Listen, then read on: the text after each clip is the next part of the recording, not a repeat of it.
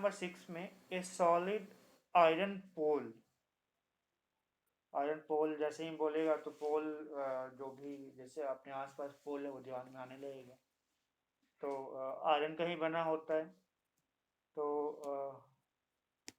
Iron का बना है और शेप सिलिंड्रिकल होगा। बिल्कुल जैसे ही माइंड में लाओगे पोल को तो सब कुछ क्लियर हो जाएगा। क्लियर हो जाएगा मीन्स सिलिंड्रिकल ही होता है पोल, तो सिलिंड्रिकल शेप का है।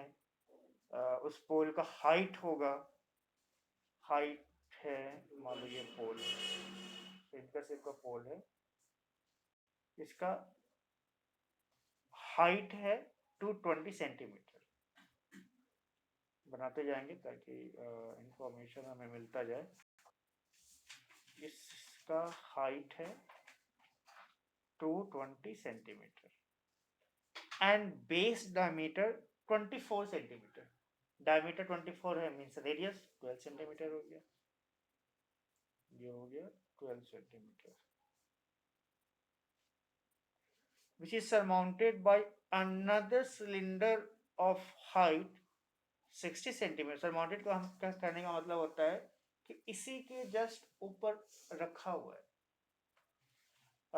जो सिलेंडर रखा हुआ है और जो रखा हुआ शेप है वो सिलेंडर ही है, उसका हाइट 60 सेंटीमीटर है और रेडियस 8 सेंटीमीटर है, यानी कुछ ऐसा। रेडियस नीचे वाले से कम है इसलिए हमने ऊपर वाले को छोटा दिखाया है। इसका रेडियस है 8 सेंटीमीटर। अगर हम इसको R1 कह दें, पहले वाले को हम R1 कह देते हैं, दूसरे वाले का रेडियस हम R2 कह देते हैं, पहले वाले का हाइट H1 कह देते हैं, दूसरे वाले का S2 कह देंगे। तो S2 दिया हुआ है 60 सेंटीमीटर और सेकेंड सिलेंडर का हाइट दिया हुआ है 8 सेंटीमीटर, सॉरी रेडियस 8 सेंटीमीटर दिया हुआ है। हम बताना क्या है, ये क्वेश्चन को पढ़ा हमने, पढ़ के हमने फिगर एनालाइज किया कि शेप कौन से एनालाइज कर इसमें दिया हुआ ही है, उसको उस फिगर को बनाया और जो भी गिवन डेटा है उस फिगर में हमने डाल दिया। अब निकालना क्या है, find the mass of the pole. हमें मास निकालना, मास जनरली ग्राम किलोग्राम में ही होता है, और मास और वॉल्यूम में रिलेशन भी दिया हुआ है कि जो 1 सेंटीमीटर क्यूब का जो मास होगा वो 8 ग्राम होगा।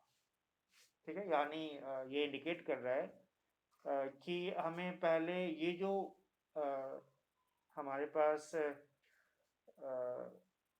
शेप आया इसका हमें पहले वॉल्यूम निकालना पड़ेगा।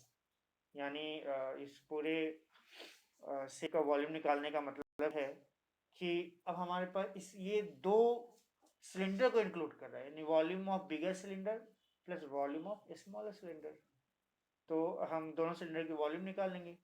वॉल्यूम हमें पता है पाई आर स्क्वायर एच होता है, तो पाई R1 square H1 square plus pi R2 square H2 square हो जाएगा, सॉरी पाई R2 स्क्वायर S2 हो जाएगा। अब यहाँ से कॉमन लेना है, कॉमन ले लो।